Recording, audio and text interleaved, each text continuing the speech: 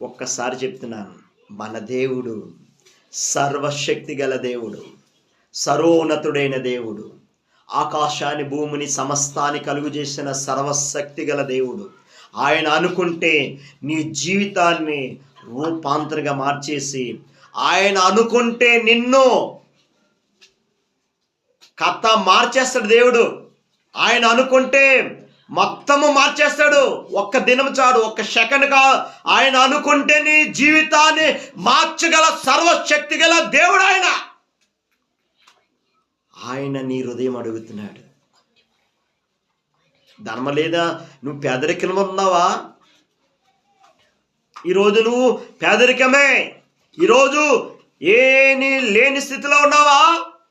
దేవుడు ఒక దినం ఉంది, ఆ దినం వరకు నువ్వు ఓపిక పట్టు, ఆ దినం వరకు ఓపికతో ఉండు. అప్పుడు దేవుడు ఒక్కసారి దేవుడు ద్వారాలు తెరిస్తే ఎవరు మూయలేరు. ఆ ద్వారాలు తెరిస్తే ఎవరు మూయలేరు. అది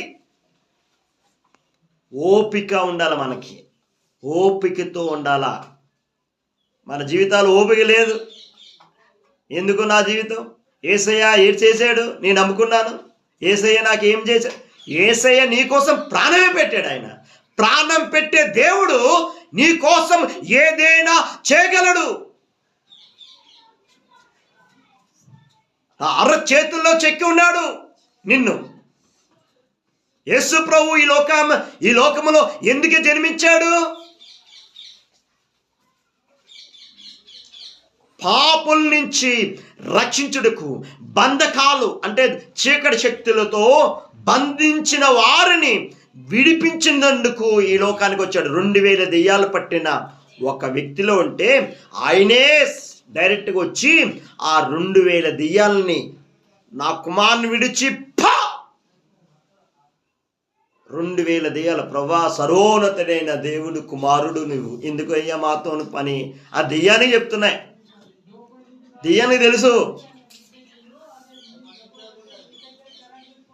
దెయ్యానికి తెలుసు దేవుడు, కానీ మానవులకి దేవుడికి తెలియట్లే. మీకు అర్థమవుతుందా? మనుషులుగా దేవుడు పరిశుద్ధాత్ముడు ఎప్పుడైతే మన జీవితంలోకి వస్తాయో అక్కడ దేవుడు నూతన కార్య చేయబోతున్నాడు. ఓపిక పరిశుద్ధాత్ముడు నీలో ఉన్నప్పుడు ఓపిక ఉంటుంది. ఎప్పుడైతే ఓపికతో ఉంటామో దేవుడు ఒకరోజు నిన్ను హెచ్చిస్తాడు.